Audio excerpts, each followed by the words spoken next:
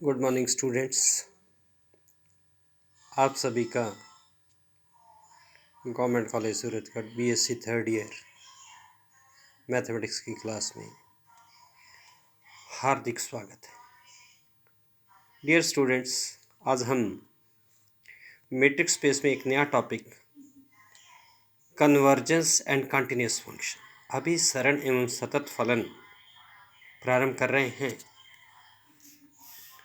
और इसमें सबसे पहले मैं आपको सीक्वेंस अनुक्रम क्या होता है उसके बारे में बताऊंगा कि मान लीजिए एक्स टी कोई मैट्रिक्स स्पेस है, then a function f defined from the set of natural numbers 2x is called a sequence in x।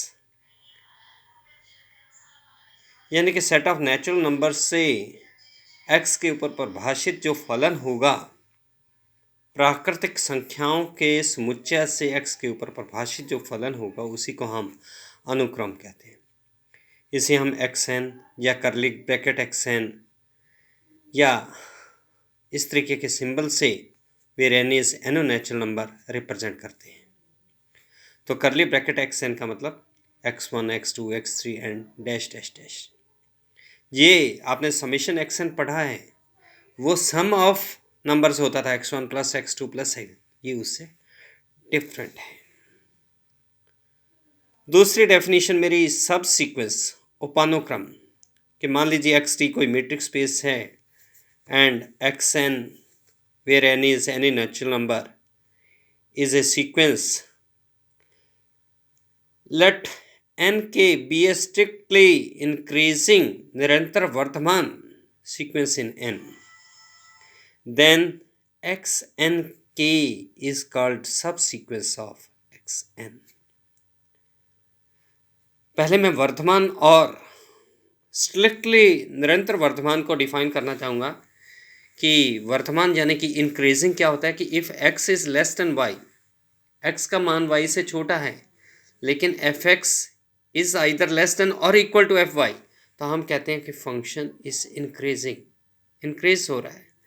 But if x is less than y और एफ एक्स का मान भी F Y से छोटा रहता है, या उल्टे शब्दों में भी आप कह सकते हैं कि y अगर x से बड़ा है और एफ वाई भी एफ एक्स से बड़ा रहता है, तो हम इसे कहते हैं निरंतर वर्धमान या स्ट्रिक्टली इंक्रीजिंग।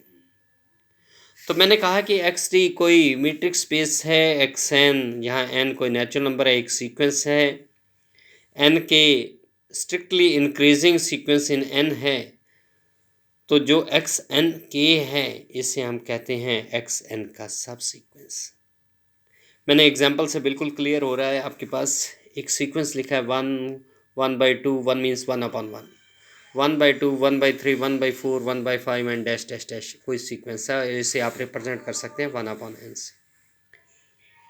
इसी प्रकार से अगर आप कुछ टर्म्स को मिस करते हो 1, 1/3, 1/5 एंड डैश डैश डैश, ये क्या है, इसमें जो सारी टर्म्स हैं उसमें उसका सबसेट बन रही हैं, तो इसलिए इसको हम कहते हैं कि दैट इज सब सीक्वेंस ऑफ 1/n। तीसरी डेफिनेशन है मेरी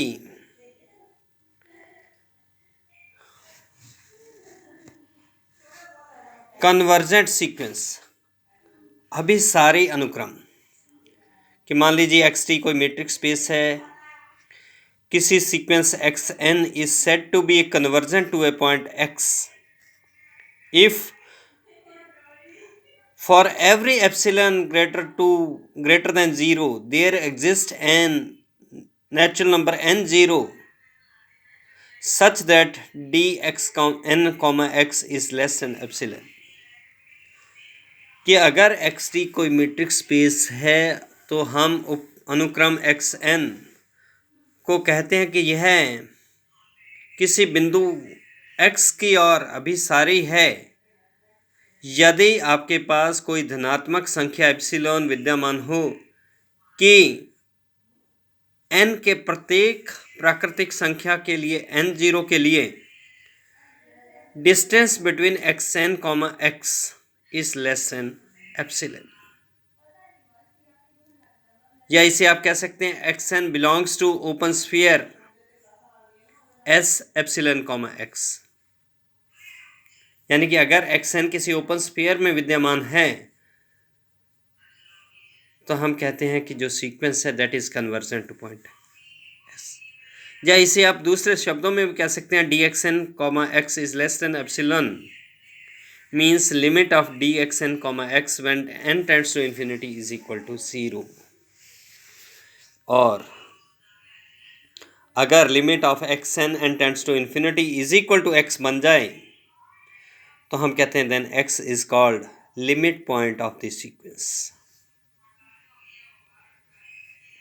नेक्स्ट डेफिनेशन है मेरी कॉशियस सीक्वेंस।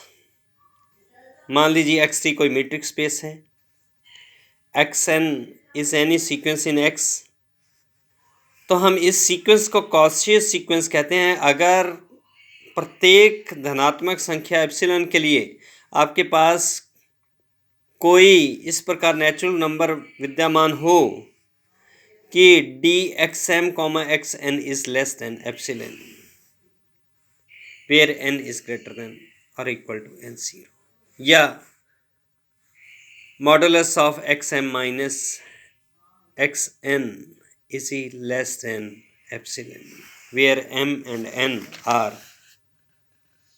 ग्रेटर देन और equal to N 0। Next definition है मेरी complete metric space. Let X T be a metric space, और अगर प्रत्येक cauchy sequence in X is convergent in x then x comma d is said to be complete metric space. यानी कि अगर x t कोई metric space है और उसका प्रत्येक कॉशी अनुक्रम एक्स में अभिसारी है, प्रत्येक कॉशी सीक्वेंस एक्स में अभिसारी है, तो हम कहते हैं कि वो metric space complete metric space है। एक और चीज़ बहुत इंपॉर्टेंट है जिसे आप कह सकते हैं limit point and limit.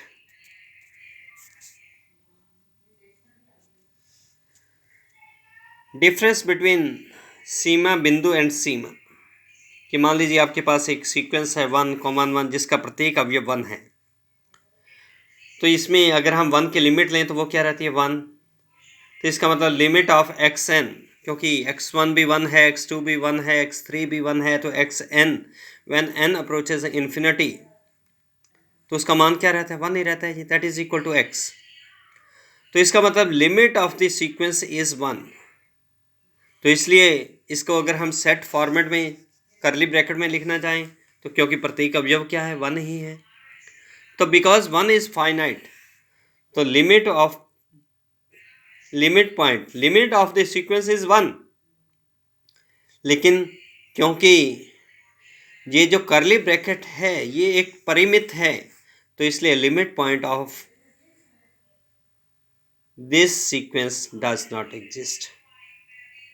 It means that is limit and limit points, they are different, they are not necessary to be same.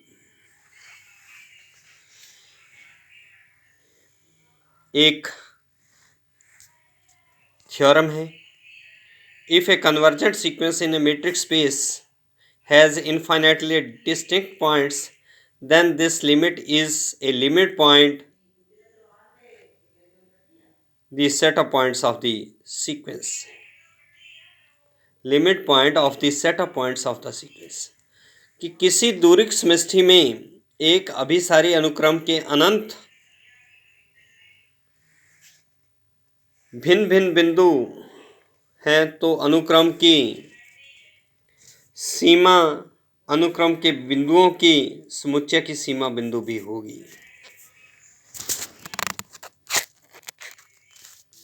मान लीजिए एक्स टी कोई मैट्रिक स्पेस है, एक्स एन कोई अभिसारी अनुक्रम है, और मान लीजिए कि limit of the sequence is x. हमने क्या कहा है कि कोई मीट्रिक स्पेस, उसके इनफाइनाइट भिन्न भिन्न बिंदु हैं, x1 x2 dash dash dash, infinite भी हैं और भिन्न भिन्न भी हैं, और सीक्वेंस की जो सीमा है दैट इज x। अब मेरे को ये सिद्ध करना है कि ये जो x है that is also the limit point of the sequence. अब इसे सिद्ध करने के लिए मैं क्या कहता हूँ कि लेट ए x का कोई उपसमुच्चय है, a is a subset of x such that a is equal to xn, n is any natural number. यानी कि अगर उसमें x1 x2 up to infinity है तो इसमें सपोज कर सकते हैं x1 से लेकर x50 तक। हमें क्या सिद्ध करना है, x is limit point of the sequence.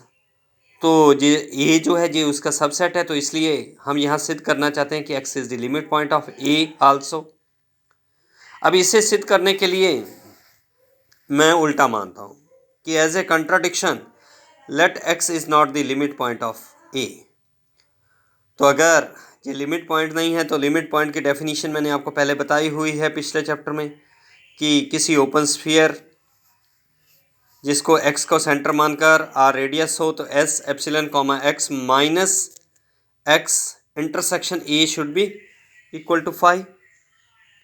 इसका मतलब क्या हुआ कि उस ओपन स्फीयर में x के अतिरिक्त a का कोई भी अवयव नहीं है, क्योंकि आप कह रहे हैं कि दोनों का इंटरसेक्शन क्या है, एम्प्टी है, x के अतिरिक्त s epsilon comma x open sphere में। तो इसका मतलब क्या हुआ कि xn जो है वो ओपन स्फीयर में विद्यमान नहीं है। लेकिन आपको कह रखे हैं हमने कि xn जो सीक्वेंस है वो क्या है, अभिसारी है, कन्वर्जेंट है, तो इसलिए limit of xn n tends to infinity क्या है, x है। तो अगर वो लिमिट x है तो इसका मतलब xn क्या है, ओपन स्फीयर में विद्यमान है। फर्स्ट में आप कह रहे हैं कि xn ओपन स्फीयर में विद्यमान नहीं है, सेकंड में आप कह रहे हैं कि xn ओपन स्फीयर में विद्यमान है। तो ये दोनों चीज़ें क्या है, एक दूसरे को कंट्राडिक्ट कर रही हैं। तो इसका मतलब आवर सपोजिशन क्या है, रॉन्ग है। और अगर आपकी सपोजिशन रॉन्ग है तो सपोजिशन क्या थी आपकी, जो आपने एजम्पशन की थी कि x is not the limit point, तो वो अगर गलत है तो इसका मतलब क्या हुआ, x is the limit point of a। और a क्योंकि सबसेट है तो इसलिए x is also the limit point of the sequence. तो इस प्रकार से ये बहुत ही अच्छी थ्योरम है। Thank you very much.